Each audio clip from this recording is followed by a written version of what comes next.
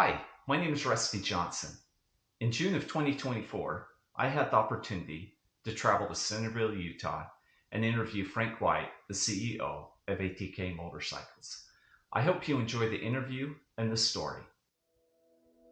This is a 1994 ATK 605. For someone like myself, this was a dream bike. It came with many of the finest components that you could get on a dirt bike in 1994. We have the opportunity to go out to Centerville, Utah, which is the headquarters of ATK, and I'm pretty sure we'll have a chance to talk to Frank White and some of the other people at ATK. So stick around, we'll go out to Centerville, Utah, and later I'll give you a review of this motorcycle and we'll actually take it for a ride.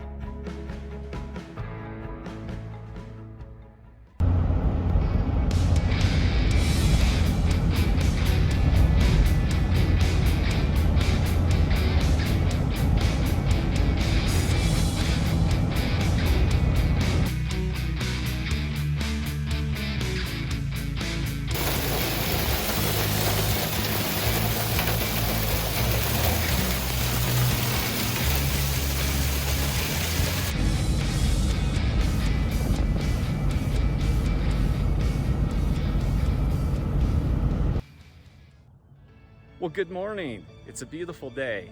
I've been staying at my sister's here in Pleasant Grove, Utah since arriving from Tennessee.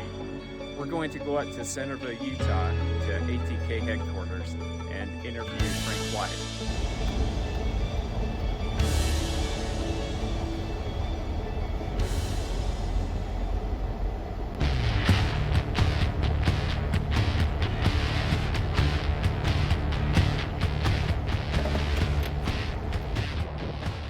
Hey, we've got Frank White. He just arrived. Welcome to our parts department. We have about half of our parts here, mostly motorcycle parts. Our ATV parts are with our partner in Georgia. This is the Cannondale side. This side over here is the Rotax platform. Okay. So, and this side is for the chassis parts we made between 94 and 2002. Okay. This all the chassis parts. Cannondale stuff I have just about everything. Yeah, well, I got a new exhaust. Oh yeah, I got boxes, exhaust, boxes, seats. As you can see. Yeah. Frames. Now, if someone still wanted a new Cannondale, would I couldn't build a new one. Okay. All right. Yeah, let me walk up and down here and we'll kind of show you the. Anyway, like I said, this is the Rotax chassis parts here on the left. Okay. Here on the right is stickers. We've got a lot of stickers. We had a relationship with a company in Korea called Hyosung. Okay. And we sold street bikes through Harley dealers. Little street bikes, and this is what we have left over. I'd like to get rid of this Hyosung. It was actually a pretty good bike. It had a Suzuki motor. But as you can see, we got still a lot of the old Rotax chassis parts. So, and they can look those up on the website. Absolutely. And get the part number. Yeah. Send us part numbers. Don't give us a description. This is all the chassis parts for the Horse Lightner bikes that were made between 84 and 93. Okay, so you still got a lot of parts for the 84 to 93 bikes. Yeah. Okay. Excellent. This is the Horse Lightner era bikes. Right here. It's the one that has like 4 numbers for part numbers, you know, like ours have these crazy long. Now what about this other side, Frank? This side is all the Rotax, OEM Rotax parts. Okay. All right. And you can see we still have most of the parts, and if we run out of it, I buy new ones. I can still get most of the 4-stroke parts. The 260 and 250 liquid cooled parts are still easy to get. It's tougher to get the 406 and 250 air cooled parts. They're tougher to get, but we still have quite a bit. And the other side has Rotax parts too. Okay.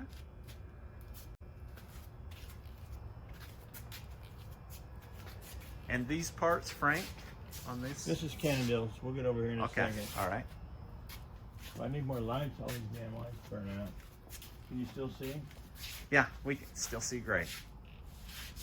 Here's the, this is all OEM Rotax parts and WP suspension stuff. Okay. I still got quite a bit of WP Suspension? which fits on the KTM. I sell more of the KTM or the WP suspension parts to KTM guys. Do you? Yeah. Yeah. And those came on the 94 to... Yeah, let's like, see. They made it from about, 93 to 2000 maybe? 2000? Okay. The old W4054s. Yeah, like on the conventional framed Yeah. 605 and 350. Well, I guess you had it on the two-strokes too. And then over here we've got plastic, some plastic. Okay. Yeah, if somebody's looking for a front fender, we've got We got one front there. fenders.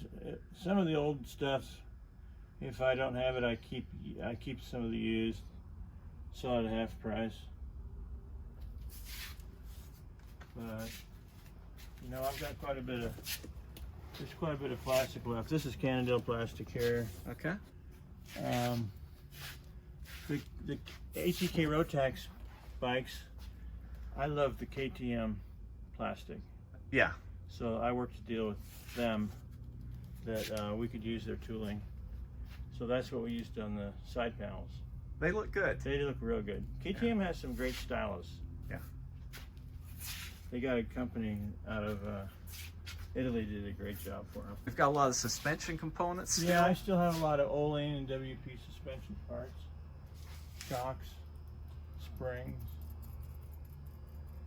And these look like Cannondale tanks. Cannondale exhaust or fuel tanks. Fuel tanks, yep. Yep. And Cannondale, are these Radiators. radiators here? Yep. And then you've got some Cannondale exhaust, it looks like, up here. Are these, well, I've got a that's little bit of everything. a little bit of everything in there. Different exhausts. Yeah. More Cannondale radiators. Yeah, I got a lot of radiators. Now this side over here is Cannondale engine parts and chassis parts. Okay. Okay.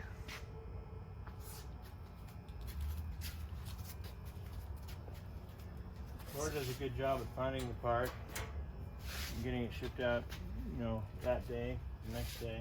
So now are these the Cannondale parts? We're All looking- Cannondale parts. All Cannondale parts here. Yeah, their parts start in 5,000. Okay. For the motorcycle, 7-digit starts in 5. The ATVs is 7-digit number, it starts in 6.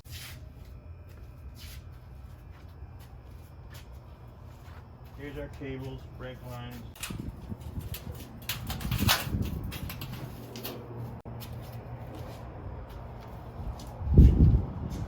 But you still have racks of frames for the Cannondales. Yeah, they're right there in the frame. I got all of that kind of stuff. Turn indicators, mufflers, fuel tanks. I got stuff everywhere. Like I said, we have a bunch of stuff in Georgia too. In Georgia also. Yeah, I think they have about as much as we have here. So there's a lot of parts. This area, R&D. Here's where we do fuel injection testing. ATK was the very first manufacturer who had a fuel injected bike. Number 1, first to the market. 1991. My dad was involved with that. They had a hell of a time getting the things to run, so he got F16 circuitry, so they didn't have to have fuses. You had circuit breakers and stuff. It was much better. The biggest problem with fuel injected bikes back then was car washes. Oh really? Yeah, when you start spraying them down. It would short them out? Yeah.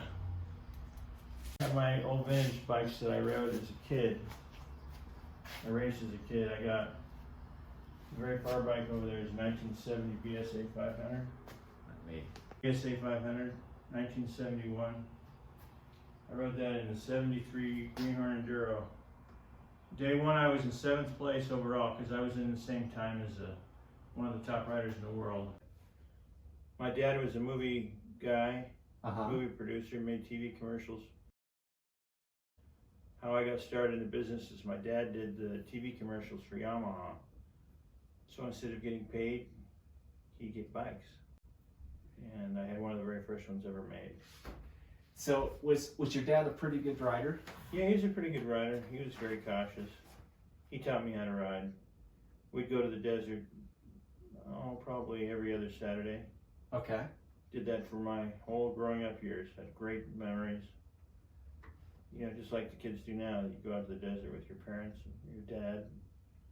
Fondest memories, the best of times. I was a javelin discus thrower at Utah State University. I lifted weights.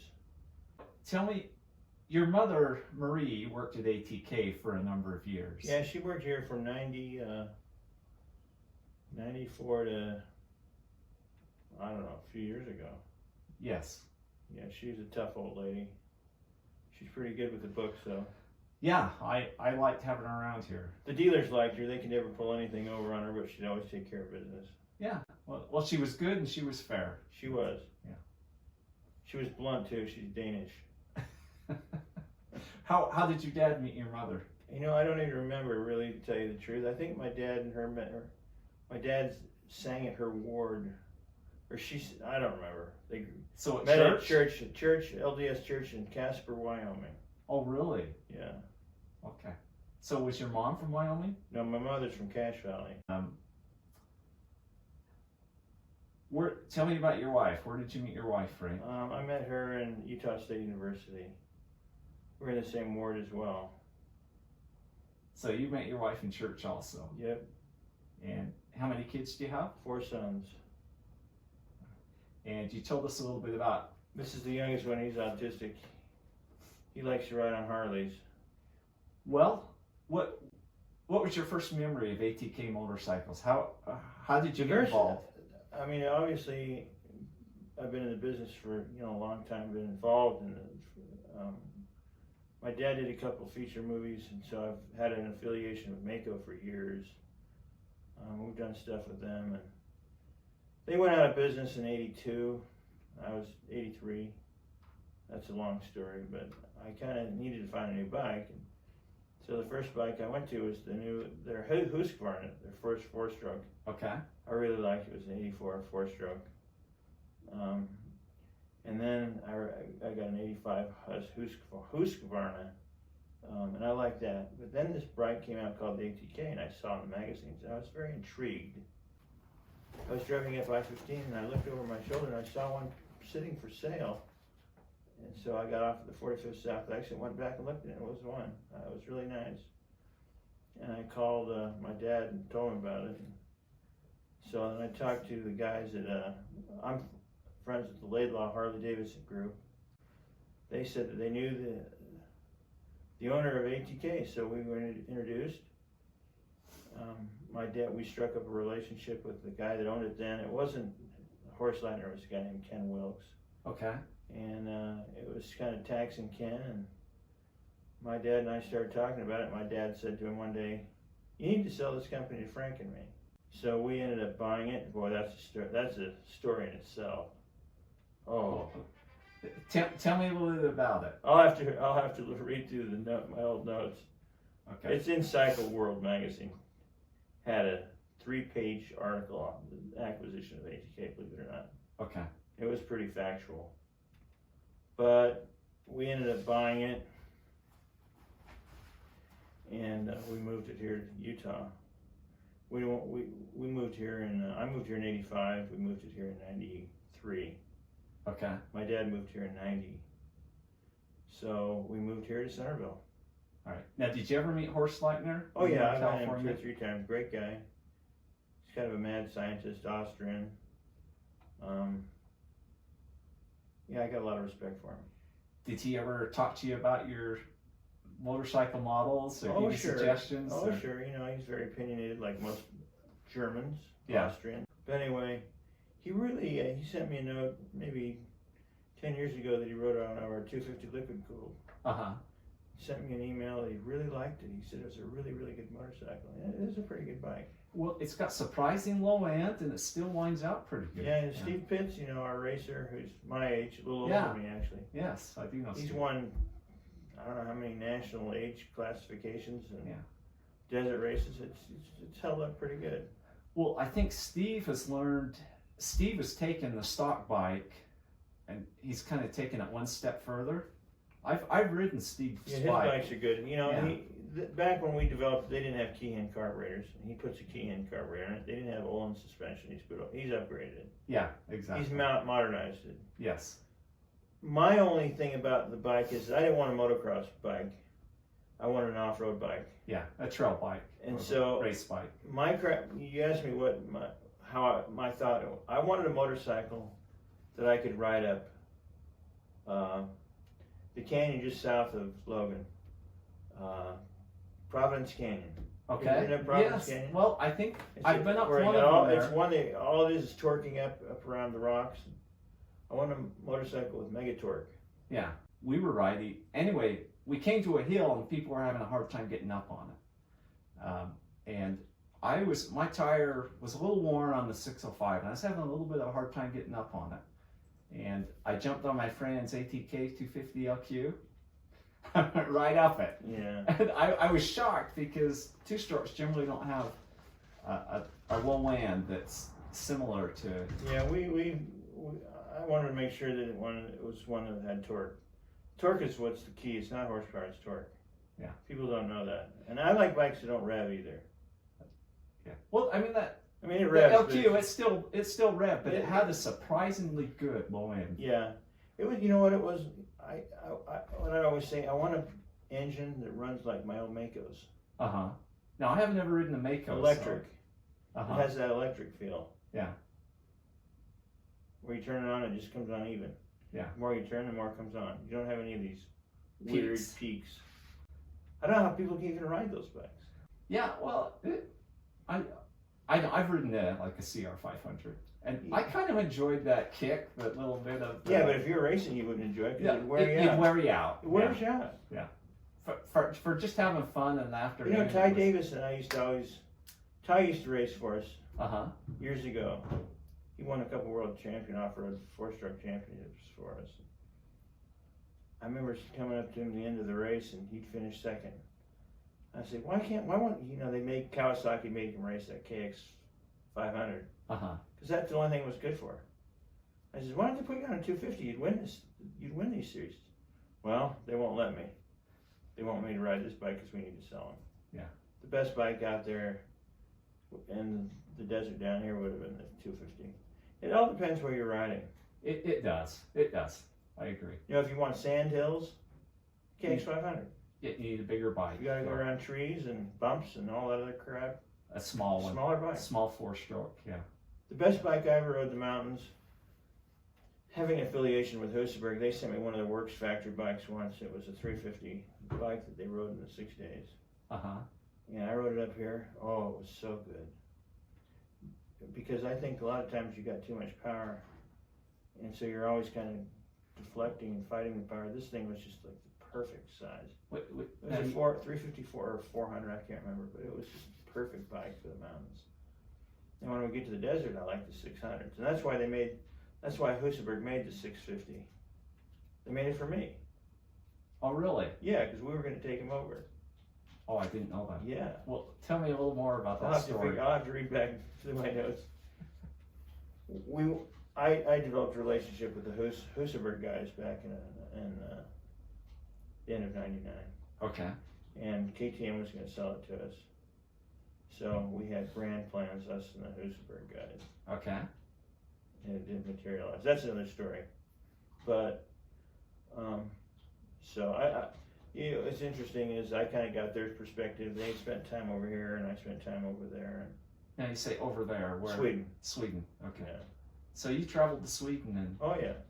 And they'd come here and we'd ride down southern Utah on weekends. And we had a lot of fun. Where did you take him riding? Oh, just out of St. George, Warner Valley, those sand hills out of south of Hurricane. Okay. So was it like in wintertime? Because it gets Oh really yeah, hot in the wintertime. Yeah. Who wants to be in Sweden in the wintertime? And the sun You're right. Sun doesn't come up till 10 and it goes down at 3 o'clock. Yeah. It'd be depressing for me to be in Sweden in the winter. Yeah. Well, Frank, I want you to tell me about one of my favorite bikes of all time, and that's that we talked a little bit about it, but the 1994-95 ATK 605. Yeah, that was our very first bike. I actually was, I can remember when we were running him down the assembly line. We had a few glitches, but we got him done. I mean, it's like a miracle. You know, back then it was a lot tougher than making motorcycles than it is today. A lot tougher. Computers do half the work. Computer modeling, all this crap. We didn't have any of that crap back then. It was much more difficult, and we didn't have the internet wasn't around. So sourcing parts was like, hey, I know a guy that does this. I know it wasn't. It's so much easier to make bikes now, but it was a good bike, and it was developed by two Husqvarna guys, former Husqvarna, and then by the other guy was Donnie's dad, Ron Grivey, and he was the editor of Cycle World magazine. He came to work for me here. The old ogre? Old ogre. Yeah, and all the old guys doing it. And they're tall, so the bike is perfect for a tall guy. Bjorn Alvin was involved. I can't remember all the guys' names, but it was a good bike. To me, the biggest year we sold in '94 was the biggest year. The most we sold ATK. I sold 1,194 605s. Okay. That's the biggest year we sold. Well, it was a quality motorcycle. You took an approach that's different than most manufacturers. You put Talon hubs on it. Yeah, we did. You put an O-ring chain. You put Pro Taper handlebars. You went with a Rotax motor. The tank, I don't think anybody's made a better tank than the 94, 95s. It was slim, but it held, claims was 4.2. I think actual was probably 3.6 or 3.8. But most of the components on that bike, I mean, you had... I can remember making that bike, and one of the top guys I remember being at the show. Yeah. February. The dealer show, and I can remember Sal, my good friend with KTM. He's the senior VP at KTM. He was the number 2 guy at KTM in USA back then. He came up and he was all pissed off at me. And he said, "Frank, why do you do this? Then we have to do it too." You know, they didn't have Talon hubs or billet hubs. Yeah. They didn't have Were they bars. Talon? Were they billet? Yeah, they were Talon. Okay. They didn't have Pro Taper bars. We did. We put all these trick parts on it. It pissed them Well, off. it had disc brakes, which in the 90s were still a little bit of a new thing. You put Nissan brakes, Sure. disc brakes. We wanted a premium bike. Put the best you can put on it. Was it Cobra that made the exhaust? Yeah, unfortunately. Well, now they're out of business now, so I can badmouth them their crap. But we came out with that George Euro pipe. Well, now the George Euro was good, but it was loud. It was really loud. Yeah, it made good horsepower, but it was loud. It was a little heavy. It was a little heavy, but it was really loud. But I tell you what, it put out good power. It did. It doubled the horsepower. It made that bike fun to ride. Well, you know what's funny is I used to think that Cobra exhaust was quite limiting. I recently picked up a 94 ATK 605. And for some reason, the Cobra exhaust on that, it's quiet. And for me, it works quite well. You know, the pipe, that 94 bike, I raced the Atlanta Grand Prix. Uh-huh. And I got the whole shot. It was on TV, and I have the film, the video of it. I'll have to get it to you. I led the whole shot. I led Greg Zitterkoff for about 7 miles. Which exhaust were you on? It was the George Euro pipe, but I had an instant with the other bikes didn't have electric start. Yeah. I had electric start. I led that race for 7 miles until Zitterkoff caught me. Yeah. I had such bad arm pump I could hardly hold on. I think I finished about 8th overall in that class. It was fun. I kept telling Greg, you run over me and you'll never ride for us. He raced for us a few years later. Yeah. You know, it's interesting when you're out racing, you become friends with all the racers. Yeah. But my dad actually had that on and so does Rick Simon. You know, they call him Super Hunky. He has that on video too. He was there also. Well, Frank, what were the goals for the 94, 95 ATKs? I don't know if we had any goals. Just make a good motorcycle, get them out in the right dealers, and have people have fun and order more. Now, you said that it was a miracle that you got it out the door. What were Oh, some yeah, of there the was- challenges? Oh, that there you- was a lot of challenges. You know, getting the right. You know, it's the little things that get you. It's like the air boxes. Yeah. It's like the exhaust pipes. You know, the motor we can buy complete from Rotax. Yeah. But it was just all the little gizmos. Getting all the parts there at the right time is a real trick. Just-in-time manufacturing is an amigo. Okay. Well, before we leave the 605s, what did you like best about that bike? Just the power. I like that one with the Georgia pipe. Yeah. Riding that Atlanta Grand Prix, I tell you, it put out great power. I had one with the Georgia pipe, and it certainly livened the Yeah. bike up. I can remember going 90 miles an hour through the dirt roads at Atlanta Grand Prix, then I'd slow down to about 70 when I hit the pavement. I'm afraid of pavement. Yeah. You know, on knobby tires. But it it was great. They had that big roar. Yeah. You know, remember Chris Crandall winning the world championship on one with that big roar? It was a 560, Okay. a little smaller motor, but it had a legacy. It was a great motor. Yeah. Well, the Rotax. Yes. Yeah, very reliable. Very reliable. I thought it was a lot better motor than the Honda XR600. But the problem with the motor is that Rotax quit making it. The last year they made it was 99. Okay. And they weren't going to make it anymore because it didn't meet current future emissions. And all the European manufactured motor were afraid of American EPA laws. Okay. So they all got away from air-cooled engines, and they all went to liquid-cooled. So if it hadn't been for the EPA, you think that motor might have been around for a while? Maybe another 5 years. But it's a simple engine. Well, tell us about the ATK 406 and the ATK 250, the Air-cooled? air-cooled. Yeah. You know, a lot of people like them. Uh-huh. I personally don't. Okay. But that's just me. You know, people really love the 406. I like I didn't. And I didn't tell people that, but I just think, why do people like this? It vibrates too much. You know?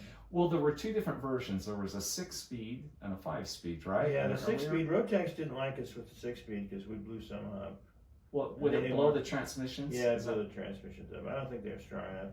So they'd do a 5-speed. This was before I was involved. And they did some with 6-speed reluctantly, and they ended up having transmission issues. But, you know, there's guys that still ride a lot of 406s. We have a lot of sales for 406s, but the parts are becoming more and more difficult to get. Well, I know years ago. Look at Willie Musgrave. I don't know if you know who Willie is. I don't know him personally. He won motocross race after motocross race on a 406, old air-cooled 406. Yeah. Amazing. Well, it made good power. Great power. The one I rode, it made. I was surprised at how good the power. Now it did vibrate. I agree. Was the 250 better with the vibration? You know, I didn't really ride the 250.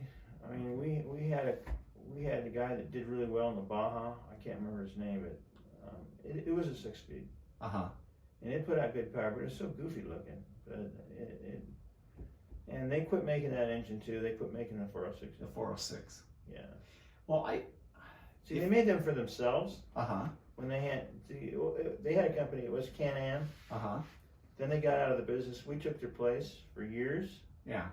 Then they started calling them Can-Am again, but they don't make dirt bikes. But we took over the Can-Am dirt bike business in about 90. So is that what the ATK? Well, it was it like the Husenberg frame with their motor? It was. Okay. Yeah, Gary Jones won a world or American 250 motocross championship on a 250 Can-Am. I didn't know that much about them, but I guess they were competitive. Yeah. Well, I would be tempted, if I had another 406, I would be tempted to, do you remember Falcon crankshafts? Oh yeah. I would be tempted to send them a crankshaft and a piston and let them balance it and see if you could smooth that out a little. Yeah. For me, I want a little bigger than a 406, so I want like a 490. That's interesting because now a lot of the two-strokes, like KTM's gone to the 300. I think they sell a lot of the 300s now. Well, the reason is because they're so good. You don't need as big an engine. You know, the 450 engine now puts out more than the 600 back in the old day. They're so efficient. Yeah. The tolerances are so tight, but then again, you don't get everything just right. They grenade. Well, tell us about the ATK 250 LQ. I left the company because I had a big disagreement with Senator Bennett's guy who was my partner. Now, were they providing the funding? Yeah. Okay. That's another story too. But I got the thing going. We figured we needed to think of the future. There's a picture of the very first one we developed. It was out here in the shop. We figured that was the future because they were going to quit making the 250 or the and the 406. So we figured we needed a replacement. So yeah. We started development of that, and we came out with the first one in about the end of '95. And you know, to me, the best bike out then was the KTM 300. So I says we need to make this as close as similar to the KTM 300 as we can. Okay. And I think we did a pretty good job. Now, what was your relationship with Rotax that you were able to get that motor, that LQ, the 250? I mean, we bought from them for years. We were an OEM supplier. Okay. Now they only deal with you if you're huge. Okay. Back then, they deal with little guys like us. And so did you go out there to Rotax and, and say, what motors do you have? Yeah, I've been to Austria quite a few times. And would they let you kind of look through their inventory of motors and let you choose what you... No, they always like to make things a little difficult. So how did you know what motors they had? And well, they would tell me. Okay. Yeah. They made them also for a couple other companies over in Europe. Kramit, there was a company called Kramit that had one. Okay. And I can't remember, there's another company, small European company that had one. So when I figured we were interested in that bike, I bought a Kramit and one of these other little companies with that motor. Okay. And we rode those bikes around and thought, these are pretty good motors. We should do that. Tell us about the development of the wishbone framed ATKs. You know, that happened when I wasn't around. Okay. I wouldn't have been for it. I could see the point of it though. Well, didn't they reference Ron Gryway? And did he provide input for that bike? You know, I don't know. The guy that developed that engine was Steve Nutzman. He was a good engineer. They wanted something different. It was certainly different. Yeah. The bike was a good bike. I rode one in the Barstow Vegas Dual Sport Ride 3 or 4 times. Great motorcycle. I personally didn't like it as much for some reason. Well, I know the frame on the older one fit me better than I have both, and the frame just fit me better. Well, it's made for the editor, one of the old guys at Cycle News, 5. And he's had everything. He says that's the best bike I've owned. Yeah. I got in a fight with the money people. Senator Bennett was a great person. Yeah. But he had a guy running his businesses. And I had we got quite a bit of money from Senator Bennett. I wanted to invest the money in new motor development. Okay. And he wanted to spend the money on making the company big. I says, how are you going to make it big if you don't have a good product? Yeah. He says, our product is limited to only go so far. What he wanted to do is pump the company up and dump it. Okay. So he and I got in a big fight, and I said the company has no future without doing some engine development, and that's going to take some sacrifice.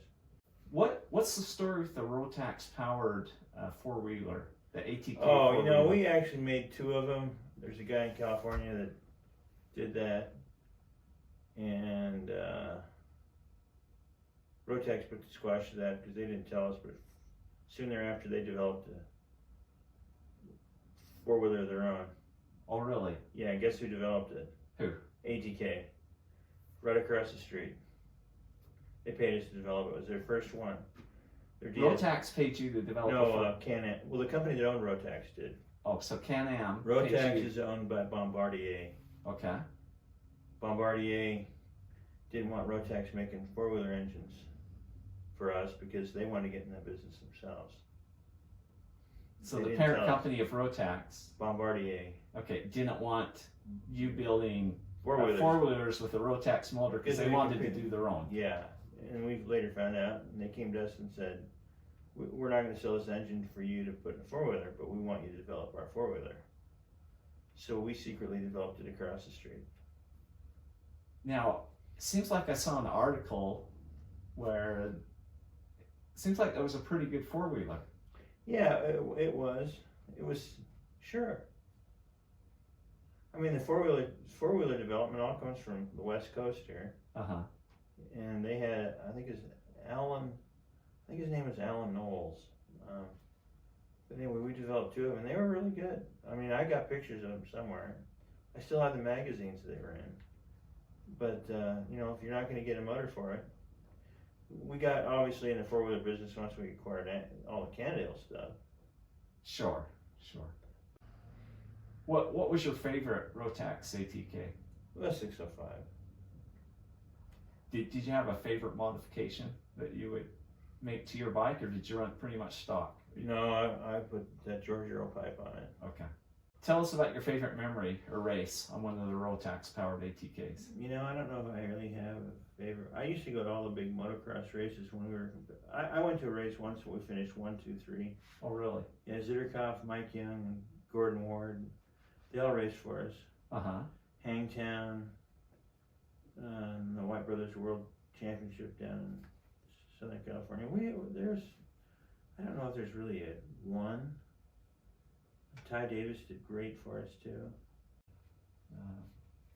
What parts are still available for Rotax powered ATKs? Well, the air cooled for the 4-stroke, most everything. Okay.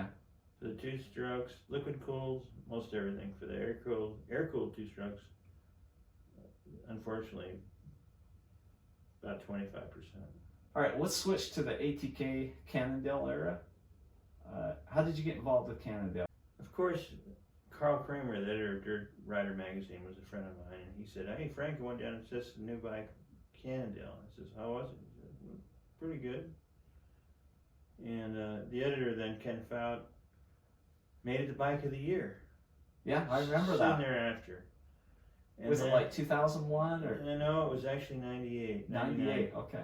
So then I have a meeting with Stefan Peer, the CEO of KTM, owner of KTM, secret meeting in November of 99. All right. When we were going to acquire Husaberg. Yeah. And he says, "What?" He says, "Can you believe that they made Cannondale the bike of the year?" I said, he says, "It doesn't even run." Because this is before this all happened. Yeah. Before. And I said, "Yeah, it is a little surprising." And it really upset him because, you know, KTM was kind of on the start back up back then. They were much smaller. Yeah. I mean, they're small. But he's done a great job with it. He's a success story of the 2000s. But anyway, so he kind of brought it to my attention, and a lot of his former employees work there. They started having financial trouble. Guess what? They let the money people push them around. Yeah. So they pushed Montgomery into getting the product to the market too soon. They should have ran it for another year or two. Yeah. If they would have got all these kinks worked out. Their engineers all knew who I was. Yeah. So when they knew that they were going to have finance, they said, "Let's call Frank White ATK." Oh, so they contacted you. They reached me. out. Okay. Yes, they did. They reached out. So then I saw him at the dealer show, and then we got more and more interested, and I came back, and there was a liquidator involved, and I made a deal with him, and we ended up buying it. Okay. All right. What? We bought $30 million worth of parts. Oh. But we had to fix the problems, and we knew what the problems were, because these same engineers there was a couple that came to me after the fact from Germany. Uh-huh. Like I said earlier, everybody wants to help you out. So I had good people wanting to help me out. Yeah. And so we fixed the problems, like it says in that article. Now Frank's referring to this article here. December 2008, Dirt Bike Magazine, page 95. It says, ATK 450. If only the guys at ATK could go back in time and talk to the engineers at Cannondale, a meltdown could have been stopped. Today, ATK has finished the job that Cannondale started and has fixed all the problems with the fuel-injected aluminum framed 4-stroke. So we fixed it. It wasn't a bad bike. Well, when did you first ride it? What were your thoughts the first time? I thought it was a very fun bike. The fuel injection worked great. It was fun. It was easy to ride. It's basically a copy of a Honda CR250 frame, which is a good engine frame. And it was just very easy to ride. Had good torque, just good power. It was a good motorcycle. Now, a lot of people haven't ridden a Cannondale or an ATK 450. Describe the motor. What are the characteristics of Torquey. Okay. It just has good power. It doesn't shake. It doesn't vibrate bad. Now that we've got the problems fixed. And does it accelerate hard? Oh yeah. Yeah. I rode when I rode. You still have one? Yeah, I still do. You like yours? I do. Yeah. It's more of a race bike than the 605 is. Yeah. It's got a closer ratio transmission. At least mine does. Yeah, mine they all have the same transmission. It's lighter though. It feels lighter. It feels more compact. Yeah. It's more modern. It's a more modern, quicker feeling. I'm not sure I would race either one of them.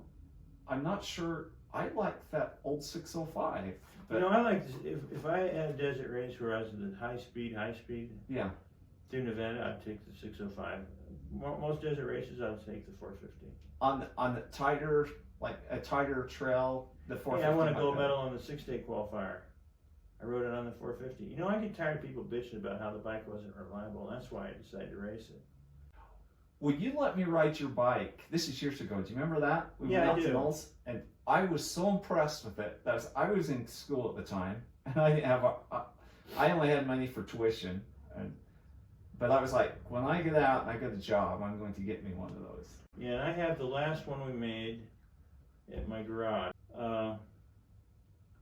Yeah, it's a pretty good motorcycle. Some trick engine parts in it. It runs as strong as the new KTM. Well, the motor makes really good power. It does. To me, it feels like a modern bike. It is a modern bike. The problem with that bike, though, is over-engineered.